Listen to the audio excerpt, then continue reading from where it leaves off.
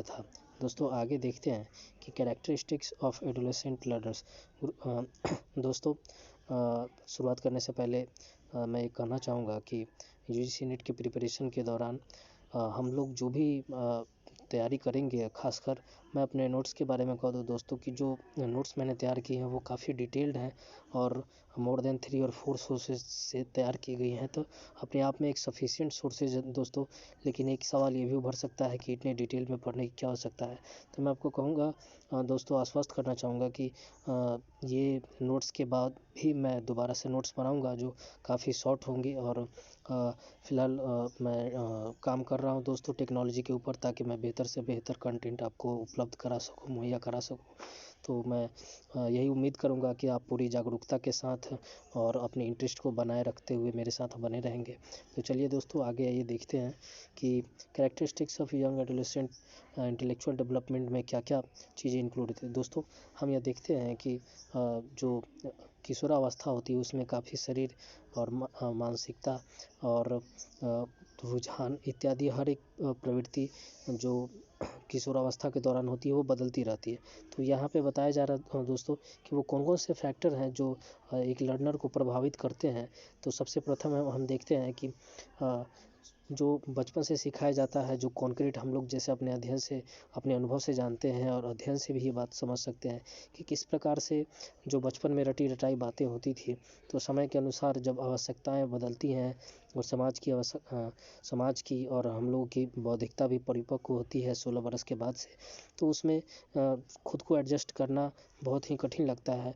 और वैसी स्थिति में एक बदलाव के बहुत बड़ा दौर होता है 16 से 30 बरस का उम्र, तो 16 से 25 का भी आप कह सकते हैं, दे सकते हैं। तो डिपेंड करता है कंट्रीज़ के ऊपर और हम देखते हैं कि थिंकिंग कैपेसिटी में कितना बदलाव आता है, परिपक्वता आती है। तो ये परिपक्वता अपने रुझान से भी आती है, साथ ही साथ बाह्य जो सामाजिक फैक्टर हैं, जो दबाव, जो उम्मीद है खुद से और दूसरों से, वो फैक्टर भी काम करती है। तो वो मजबूर करती है कि हमने जो रटी-रटाई बातें देखी हैं, उसको अपने आप में उसको हम जाँचे, परखें, समझें, तब खुद के अपने लाइफ में जो समस्याएँ हैं उसको सॉर्ट आउट करने के लिए उसको लागू करें। तो इस वजह से हम देख सकते हैं कि ऐसी ये दौर है, उस दौर के दौरान बहुत सारी नई-नई चीज़ों के प्रति आकर्षण उभरती है, चीज़ों को जानने का किसी में आध्यात्मिक रुझान आती है, तो किसी में बौद्धिक रुझान, किसी में फिजिकल का अट्रैक्शन काफ़ी ज़्यादा होती है इस काल में। और बहुत सारे लोग इस काल में नए-नए चैलेंज लेने के लिए भी तैयार रहते हैं और इसको काल को कह सकते हैं कि prefers active over passive learning experience. हम देख सकते हैं गाइस कि इस काल के दौरान अगर हमें कोई शिक्षा अगर हमें मिलती है, चाहे जिससे भी मिले, तो ये उम्र का ये तकाज़ा होता है, एक नेचुरल ओरिएंटेशन होता है कि चीज़ों को करने के बाद उसके एक्सपीरियंस को लेने के बाद ही उसके ऊपर एक धारणा बनाई जाए। तो इस काल में हम देखते हैं कि किस प्रकार से चीज़ों को प्रैक्टिकली करने के बाद ही उन चीज़ों के प्रति कुछ मानसिकता इस काल में किशोरों के द्वारा बनाई जाती हैं या किशोरियों के द्वारा।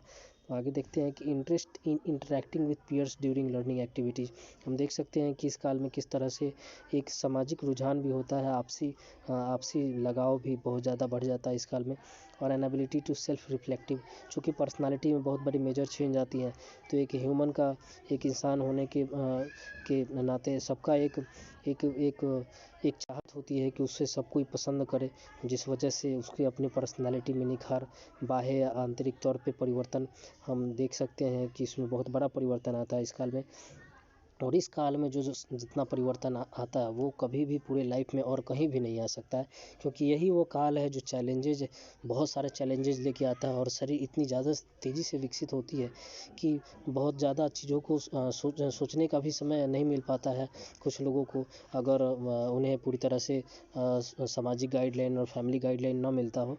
तो ये कहा जा सकता है कि इस काल में रिफ्लेक्टिव होने का, पर्सनालिटी डेवलपमेंट का, दूसरों से इंटरैक्ट करने का, सोशल गैदरिंग करने का, अपने ह्यूमर अर्थात कह सकते हैं कि हास्यता और एंटरटेनमेंट के प्रति भी काफ़ी बदलाव दिखाई पड़ता है, रुझान दिखाई पड़ता है। तो वो कौन कौन से मेजर फैक्टर हैं जो कि वो सामाजिक फैक्टर जो कि एक किशोर अवस्था में गुजर रहे नवयुवकों को या नवयुवतियों को प्रभावित करती हैं। तो हम देख सकते हैं कि किस तरह से पुराने विद्यार्थी या पुराने जो सीनियर हैं उनके व्यवहार और या उनके माता पिता का या फिर बड़े बुजुर्गों का व्यवहार बहुत ज़्यादा यह निर्धारित करता है कि किशोर अवस्था से गुजरने वाले बच्चे किस तरह से व्यवहार करेंगे। और वो एक्सपेरिमेंट भी करते हैं अपनी बातों में या फिर अपनी जो उनकी सामाजिक ओहदे हैं, सामाजिक उनकी पहचान बन गई है, तो उसको बनाए रखने के लिए भी वो प्रयत्नशील रहते हैं। और ये एक प्रयास होता है कि जो हम लोगों की एक सांस्कृतिक मूल्य होती है और उस मूल्य को बनाए रखने के लिए का बहुत दबाव होता है बच्चों के ऊपर, जिस वजह से बच्चा अगर एक सही गाइडलाइन ना मिले तो उसमें भटकाव की भी बहुत ज़्यादा चांसेज आ जाती है, जिस वजह से वो एक पार्टिकुलर बिलीफ्स एक पार्टिकुलर विचार को लेके चलना इस काल में बहुत ही कठिन होता है। तो इसलिए कहा जा सकता है कि अपने सांस्कृतिक मूल्य को बनाए रखने का यहाँ पे अभी का समय देख सकते हैं दोस्तों कि किस तरह से पाश्चात्य संस्कृति काफ़ी प्रभावित कर रही है और भारतीय संस्कृति भी हम लोगों की उसके मूल्य को बनाए रखने के लिए बहुत जोर डालते हैं। तो आप देखिएगा कि बहुत बड़ा विरोधाभास दिखाई पड़ेगा कि एक तरफ कहा जाता है कि आप अपने मूल्य को बनाए रखिए, दूसरी तरफ कहा जाता है कि आप प्रयत्नशील बनिए और ज़्यादा विकास का लाइए। और जिस तरह से पाश्चात्य संस्कृति को परोसा जाता है और उसे ही विकसित समझ लिया जाता है, उसे ही आइडियल मान लिया जाता है, कभी कभी आंखें मूंद के भी मान लिया जाता है, तो ये अपने आप में सही भी नहीं है, जिस वजह से बहुत ज़्यादा परेशानियाँ आती हैं, मानसिक परेशानियाँ और शारीरिक परेशानियाँ आ जाती हैं। तो हम देख सकते हैं कि सवाल पूछने का भी एक रुझान बढ़ता है और अपने दैहिक सुख के लिए भी लोग प्रयासरत हो जाते हैं, क्योंकि एक शरीर की आवश्यकता होती है, मांग हो जाती है। इस समय में बहुत बड़ा परिवर्तन हार्मोनल लेवल पे दिखाई पड़ता है। हम लोग जानते ही हैं फीमेल और मेल हार्मोन्स के बारे में, जिसको हम लोग बायोलॉजी में पढ़े ही होंगे। तो देखते हैं दोस्तों, चाहे वो टेस्टो हार्मोन्स हो या फिर ऑस्ट्रोजोन जो महिलाओं में होती है या फिर ईस्ट्रोजोन या अन्य। तो खैर आगे देखते हैं हम लोग कि इस काल में बहुत ज़्यादा एक दबाव होता है, खुद से उम्मीद होता है, इस वजह से पीयर्स का एक प्रेशर होता है क्लास में, जिसके द्वारा माहौल थोड़ा सा उग्र भी हो जाता है, तो बीच बचाव भी करना पड़ता है बड़ों को। तो आपने ये काफ़ी महसूस किया होगा, मुझे पूरा उम्मीद है कि ये सारी चीज़ों से आप लोग गुजरे होंगे, इसीलिए बहुत अच्छे से चीज़ों को समझ पा रहे होंगे। तो आगे देखते हैं कि liking fats and being interested in popular culture. तो जो जो मूल्य वो सांस्कृतिक मूल्य की चीज़ें जो जैसे बड़ों का आदर करना, सम्मान के साथ बातें करना, खाना खाने के नियम, साफ सुथरा रहने के नियम इत्यादि इत्यादि, ये हमारे मूल सांस्कृतिक नियम हैं। परंतु वहीं हम दूसरी तरफ देखते हैं कि चम्मच से खाया जाता है विदेशी संस्कृति में, बाहर खाने का प्रचलन बढ़ा है वगैरह वगैरह। तो ये जो पॉपुलर है, जो दूसरों को देख के सीखने की जो प्रवृत्ति इस समय में जितना आती है वो अन्य उम्र में नहीं आती है, क्योंकि बचपन में तो कहीं मौका मिलता भी नहीं है और जब बड़े ज़्यादा मैच्योर हो जाते हैं तो ऐसे भी कहीं मौका नहीं मिलता है। तो यही वो समय है जिसमें थोड़ी सी आज़ादी होती है और बाहरी और बाह्य आंतरिक दोनों परिवर्तन बहुत तेज़ी से घटित होते हैं।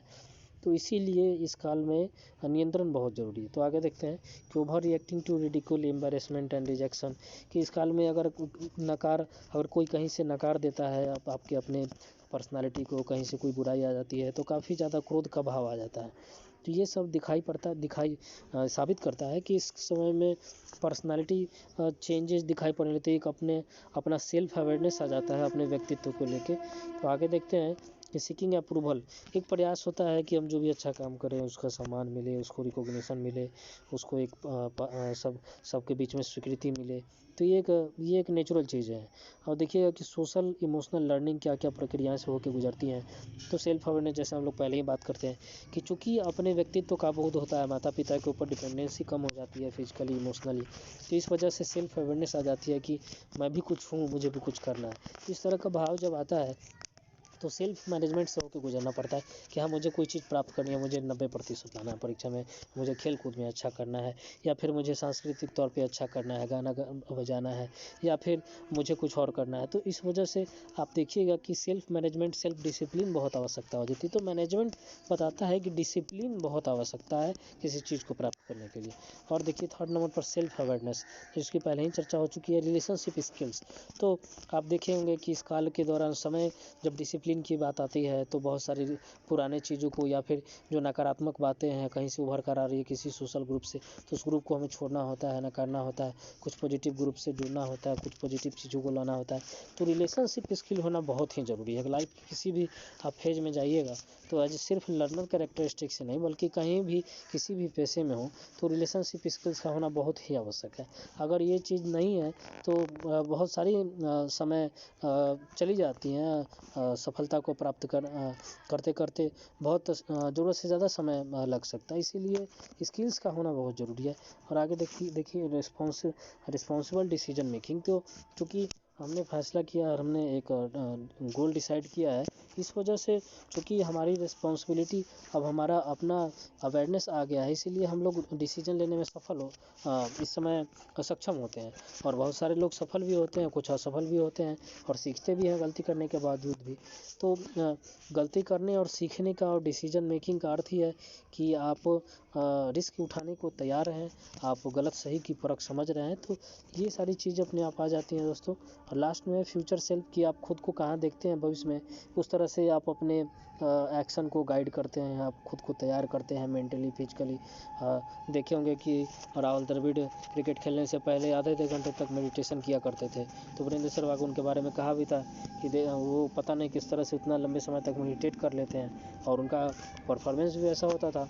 तो चूँकि जो जैसे आपने उद्देश्य रखा है उसी तरह से मेंटेलिटी डेवलप होती है और फाइनली वो एक्शन के रूप में उभर के आती है, अपने जो पर्सनालिटी और बिहेवियर है उसका वो हिस्सा बन जाती है। तो देखिएगा कि आगे की characteristics of young adolescent physical development की एक शारीरिक परिवर्तन और जो बदलाव होती है वो कौन कौन से फैक्टर हैं जो प्रभावित करती हैं। तो सबसे पहला तो बायोलॉजिकल फैक्टर है हार्मोनल चेंज, जिसके बारे में हम लोगों ने पहले ही डिस्कस किया है। और ये नीड फॉर फिजिकल एक्टिविटी, तो इतनी ज़्यादा ऊर्जा बढ़ जाती है तो एक आवश्यकता महसूस होती है कि किसी तरह के शारीरिक क्रियाकलापों में भाग लिया जाए, चाहे खेला कूदा जाए या फिर अन्य कोई कार्य किया जाए।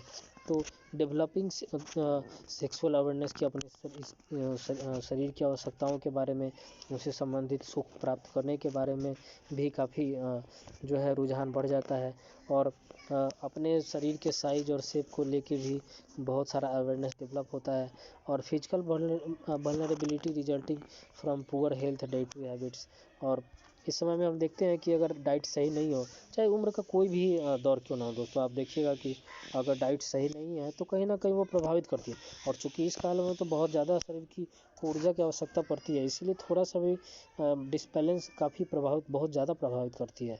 तो बॉडली चेंजेज जो है वो कभी कभी अनकोऑर्डिनेटेड भी हो जाती है, इतनी तेज़ी से घटती हैं कि उसे समझ पाना, उसे नियंत्रित करना भी काफ़ी समय लगता है। तो हम लोग को इस प्रक्रिया से गुजरा है और हमें काफ़ी अच्छा खासा अनुभव होगा, मैं ये उम्मीद करता हूँ। और आगे आइए देखिए कि characteristics of young adolescent emotional and psychological. तो कौन कौन सी भावुक या अन्य मानसिक चीज़ें हैं जो एक किशोरावस्था में गुजर रहे लोगों को प्रभावित करती हैं। तो आप देखिएगा कि मूड स्विंग काफ़ी होती है, काफ़ी भाव काफ़ी तेज़ी से बदल जाता है। एक शांत है और एक क्रोध सा भाव उभर के आ जाता है। तो एक आवश्यकता होती है कि अपनी ऊर्जा को बाहर में व्यक्त करें, और अगर कोई उस ऊर्जा को व्यक्त नहीं करता है तो वो अपना हानि करता है। तो वो अगर प्रॉपर गाइडेंस ना हो, जैसा मैंने पहले कहा कि प्रॉपर गाइडेंस ना हो, तो ऐसे नहीं कि इंसान में ऊर्जाओं की कमी है, किसी एक्टिविटी को पूरा करने के लिए उसमें संभावनाएं नहीं है। तो बहुत ये जो काल है, समय है, इस काल में बहुत इतनी ज़्यादा तीव्र ऊर्जा होती है शरीर में कि बहुत सारी जो है कार्य करने की इच्छा जाहिर शरीर व्यक्त करता है कि भाई करो करो। लेकिन ये अगर सही दिशा में नहीं है, सही मात्रा में नहीं है, सही जगह अगर व्यक्त नहीं किया जाए तो ये भी घाटा बहुत ज़्यादा घाटे का सौदा होता है। तो आगे देखते हैं कि to become independent and search for adult identity and acceptance. तो इसमें ये जो काल है, इसमें एक ऐसी आवश्यकता महसूस होती है कि मुझे भी सामाजिक स्वीकृति मिले, मुझे भी पहचान मिले, इसकी हमने पहले ही चर्चा की। चूँकि एक अपने आप में कॉन्शसनेस डेवलप होता है, अपने आप में एक विचार उभर के आते रहता है कि भाई मेरा वजूद क्या है, मेरी पहचान क्या है, मेरी सामाजिक मूल्य क्या होंगे, वगैरह वगैरह इत्यादि इत्यादि चीज़ें। तो फिजिकल ग्रोथ और मैच्योरिटी भी इस काल में होती है, पहले ही हम लोगों ने डिस्कस किया है। और आगे देखते हैं, वो मोरल डेवलपमेंट से रिलेटेड एक सिद्धांत है, जिसे हम लोग यहाँ पे देखेंगे कि जो नैतिकता है बच्चों को, जैसे आप लोगों ने बचपन में पढ़ा होगा शिवाजी की कथा, वीर कथा, उनकी माता ने उनको पढ़ाया था कि किस प्रकार से औरंगजेब की घर की बेटियों, बहू बेटियों को उन्होंने सम्मानपूर्वक लौटा दिया था। तो इस तरह की मोरल डेवलपमेंट की प्रक्रिया जो है बचपन से ही होकर वो आती हैं, गुजरती हैं अलग अलग फेज में, और उसे 4 फेज में रखा गया है। सबसे पहला सेंसरोमीटर, 0 से शुरुआत के काल से लेकर 2 बरस तक के समय से, जो कि बच्चा माता के पास ही ज़्यादा समय गुजारता है, इस वजह से जो भी वो नैतिक चीज़ें सीखता है वो माँ के द्वारा जो किया जाता है उसको देख के वो सीखता है, और उसको आसपास के अपने माहौल से, अपने फैमिली को देखते हुए सीखता है। और 2 से 6 सालों में वो डेवलप करता है अपने डायरेक्ट सेंसेसरी एंड मोटर कॉन्टैक्ट। तो शरीर में जो हम लोगों के सेंसेशन है, जैसे हम लोगों ने बायोलॉजी में पढ़ा होगा कि जो शरीर का कार्य करने का नियंत्रण शरीर आंतरिक रूप से कैसे नियंत्रण करता है, तो मोटर सेंसेसरी ऑर्गन होते हैं, जिसके द्वारा जो है ब्रेन वो सेंसेसरी न्यूरॉन्स भेजता है शरीर के अलग अलग अंगों पे, और फिजिकल एक्टिविटी करने के बाद या फिर किसी भाव को व्यक्त करने के बाद वो महसूस होता है। तो इस प्रकार से हम देख सकते हैं कि किस तरह से एक धीरे धीरे इसमें मैच्योरिटी आती है सेंसरोमीटर मोटर में, और बच्चा उसको अपने कार्य करता है। जैसे वो दौड़ते दौड़ते अगर गिर गया तो वो प्रयास वो याद करेगा कि मैं दौड़ते हुए गिरा था, तो अगली बार दौड़ने का कम प्रयास करेगा। या फिर अगर उसका हाथ जल जाएगा तो वो अगली बार हाथ अपनी आग में डालेगा नहीं। तो इस प्रकार से हम देख सकते हैं किस तरह से मोटर सेंसेसरी ऑर्गन जो है वो एक्सपीरियंस पर आधारित होती है। अपने जो क्रियाकलाप आपने किया है, उससे जो ज्ञान आपने प्राप्त किया है, उसको संचित किया है, उसी के आधार पर आप अगली गतिविधि करेंगे। आपने कुछ सीखा, अनुभव प्राप्त किया अपनी गलतियों से करके, तो यही है वो दोस्तों। आगे देखते हैं कि कॉन्क्रीट ऑपरेशनल क्या है, 7 से 12 सालों में जो डेवलप होती है। तो इस काल में child uses symbols, words and images to represent objects. इस काल में देखते हैं कि क्रिएटिविटी काफ़ी बढ़ जाती है बच्चों में, और वो एक सिम्बॉल डेवलप कर लेते हैं, एक आइडियल विकसित कर लेते हैं।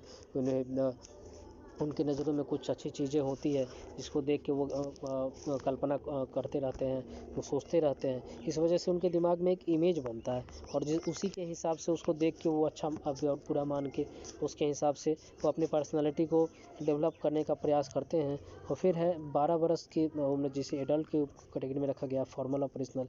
तो चाइल्ड कैन थिंक लॉजिकली। यही वो समय है 12 बरस का उम्र, जिसमें बच्चा अपने वो सही सोच सकता है, और अगर कोई चीज़ के बारे में सोचता है तो उसको मालूम होगा कि इसका परिणाम क्या होगा। तो ऐसा तभी हो सकता है जब आपने वो कार्य कर लिया हो और आपका उसको अनुभव प्राप्त हो। तो ये समय 12 साल के पहले जो आपने गतिविधियाँ की, जो आपने खेला कूदा, दौड़ा, बातें की, तो डांट खाई वगैरह वगैरह, ये छोटी छोटी एक्सपीरियंस जो है बच्चे को यह प्रेरित करती है कि आगे आने वाले समय में वो किस तरह से व्यवहार करेगा, तो क्या उसके परिणाम होंगे। तो इस तरह से लॉजिकली डेवलप थिंकिंग करने की कैपेसिटी डेवलप होती है इस काल में, जो बहुत ही इंपॉर्टेंट है। और जीन पैजेट के द्वारा ये सिद्धांत दे दिया गया था, ये चीज़ों को याद करना बहुत ही ज़रूरी है कि मोरल डेवलपमेंट थ्योरी किसके द्वारा दिया गया, तो जीन पैजेट। उन्होंने 4 वर्गों में आयु में वर्गीकृत किया मोरल डेवलपमेंट को, जो बहुत ही आसान है। और अगला है कोहेलबर्ग थ्योरी ऑफ मोरल डेवलपमेंट, जिसको 6 स्टेज में रखा गया। तो कोहेलबर्ग ने क्या कहा था कि rules are fixed and absolute. इसमें कुछ नियम बना दिए जाते हैं और उनको कहा जाता है कि यही एब्सोल्यूट है, ना इसके बाहर कुछ है, ना इससे इतर कुछ करना है, ना इसके पार्श्व कुछ सोचना है। आपको अपने आप को एडजस्ट करना है इसी के अनुसार, यही कहा गया है इसमें कि जजिंग एक्शन अकॉर्डिंग। और ये कहा गया है कि आप अगर कोई कार्य कर रहा है, अगर कोई एक्टिविटी कोई आदमी कर रहा है, तो उसको आप किस तरह से जज करें, उसको आप किस तरह से मूल्यांकन करें, किस तरह से देखें, अगर कोई बुरी हरकतें कर रहा है, उसका क्रियाकलाप सही नहीं है, तो माता पिता शिक्षा देते हैं किस प्रकार से आपको उस व्यक्ति से अलग रहना है। तो चूँकि वो ऐसा कार्य करता है, इसलिए ऐसी दिशा निर्देशन मिल रहा है। हमको एक फिक्स रूल मिल गया कि उस आदमी के साथ एसोसिएट नहीं होना है, नहीं जुड़ना है। तो ये अपने आप में एक फिक्स रूल है, और ये बताता है कि और फिक्स रूल बताता है तो बता दिया गया। और दूसरा फेज में क्या होगा कि हम खुद देखेंगे कि नहीं भाई वो आदमी ऐसा करता है, इसीलिए आप उसको मान लेते। तो आप खुद ने दूसरे फेज में आप खुद ने आपने उसको जज किया, आपने उसको मापा, और ये समझा कि हाँ वो सही है या गलत है। फिर थर्ड पेज में कि कॉन्फॉर्मिंग एंड बीइंग नाइस। अगर थर्ड में है कि कोई व्यक्ति अच्छा व्यवहार कर रहा है, तो आप उसके साथ जुड़ते हैं, आप उन चीज़ों को सीखते हैं। महात्मा गांधी के सिद्धांत या फिर अन्य व्यक्तियों के सिद्धांत आप अच्छे लगते हैं, तो आप टीचर के साथ मिलेंगे या फिर बड़े बुजुर्गों से या फिर टीवी के कार्यक्रम से, तो आप महात्मा गांधी के बारे में ही देखेंगे, पढ़ेंगे, और उनके मूल्य को आप सोचेंगे, तो आपको अच्छा लगेगा और चाहेंगे कि मैं अपने व्यवहार में ये लाऊं। तो इस काल में यही मेंटेलिटी डेवलप होती है। और रिस्पेक्टिंग अथॉरिटी, कि आपको जो व्यक्ति आपके ऊपर हैं, बड़े बुजुर्ग हैं या फिर आप शिक्षक हैं आपके, तो आपको उनका सम्मान करना है। और पांचवा है कंसीडरिंग इंडिविजुअल राइट, कि आपको अन्य व्यक्तियों के अधिकारों के बारे में भी जानना है। और छठा कि ethical principle and abstract reasoning, कि आपको चीज़ों को याद रखते हुए कि क्या मूल्य हैं, किन मूल्यों के अनुसार हमें कौन सा कार्य करना चाहिए, कौन सा नहीं। तो इस हिसाब से ये चीज़ें कोहेलबर्ग के 6 सिद्धांत हैं गाइज, जो बहुत ही आसान है याद करने में। और स्पिरिचुअल चेंजेस हम जैसे जानते हैं कि इस काल में चूँकि एक बायोलॉजिकल चेंज होता है, जिसको फिलोसफिकली आप दार्शनिक ढंग से इस तरह से देख सकते हैं कि जो बच्चा या जो बच्ची है जो डिपेंडेंट है 14 बरस तक या 16 बरस तक अपने माता पिता के ऊपर बहुत इमोशनली फिजिकली, तो उम्र बढ़ने के बाद वो डिपेंडेंसी कम हो जाती है। तो जो इमोशनल फिजिकल और जिस तरह का बायोलॉजिकल एस्पेक्ट था पहले, वो चीज़ें पूरी तरह से बदल जाती हैं, और व्यक्ति अपने आप में एक अकेला सा महसूस करता है, क्योंकि बहुत तेज़ी से बदलाव होती है। तो इस वजह से इस बदलाव को वो जो सीखता है वो भी उससे सेटिस्फाई पूरी तरह से नहीं कर पाता, क्योंकि इसमें हर एक एस्पेक्ट जो एक इंसान के को बहुत ही बेहतरीन बनाने के लिए जो बनाई गई है प्रकृति के द्वारा, वो इस काल में अपने आप को प्रकट करने का प्रयास करती है विभिन्न हार्मोनल चेंज और फिजिकल और साइकोलॉजिकल इमोशनल चेंजेस के द्वारा। और जो व्यक्ति एक पार्टिकुलर पाथ को, एक पार्टिकुलर रास्ते को चुनता है, वही जाके सफल होता है भविष्य में, और जो गलत दिशा चुनते हैं वो असफल होते हैं। उनका अंत बहुत ही हम लोग जानते ही अंत क्या है। तो ये कह सकते हैं कि जो दार्शनिक चीज़ें हैं, एक रुझान आता है कि व्यक्ति सवाल पूछना शुरू कर देता है धर्म, खुदा, भगवान, आत्मा, परमात्मा इत्यादि के बारे में, ताकि वो अपने आप के अपने मन को, अपने स्वयं को वो ढांढसा दे सके कि जीवन ऐसा ही है और इसी तरह से आगे बढ़ना है। तो हम लोग देख सकते हैं कि किस प्रकार से फिलोसफिकल चेंजेज और बदलाव आता है, और उन चीज़ों को ठीक करने के लिए क्या तरीका है। तो देखते हैं कि बहुत सारे लोग शारीरिक संबंध बनाने से भी नहीं कतराते हैं, और कुछ लोग गलत भी करते हैं। बहुत सारी पैमाना सारे जो है नियम कानून ताक पर रख के और वो गलत काम करने लग जाते हैं, उसका परिणाम भी अच्छा नहीं होता है। तो ये कह सकते हैं कि जो फिलोसफिकल, जो स्पिरिचुअल, जो जो जो आवश्यकताएं हैं जो प्रकृति प्रदत्त हैं, जो सिर्फ शारीरिक गतिविधि करने से, खाने पीने से वो कभी ख़त्म नहीं होती, तो उसको ख़त्म करने के लिए, उसको मिटाने के लिए भी लोग जो है अलग अलग कहीं किसी दार्शनिक को सुनते हैं, या फिर किसी टीवी प्रोग्राम से जुड़ते हैं, या फिर किसी किताबों को पढ़ते हैं। तो ये एक जो आवश्यकता है, जो शरीर की आवश्यकता, उसको मिटाने के लिए एक प्रयास जो होता है इस काल में। तो उस काल में जो आइडियलिज्म, जो दार्शनिक विचार मन में बैठ जाता है, वो कभी नहीं मिटता फिर, और मिट के भी पूरी तरह से नहीं मिट पाता है, क्योंकि शरीर, आपने जो चैलेंजेस एक्सेप्ट किया, जो आपने चीज़ों को समझा और उन चीज़ों के अनुसार अपने जीवन को गुजार दिया 16 से 30 वर्ष तक। अगर आपको कोई बात नहीं आके समझा कि चीज़ें ऐसी थी, आपको ऐसा करना चाहिए, तो आप एक्सेप्ट करके भी पूरी तरह से एक्सेप्ट नहीं कर पाएंगे।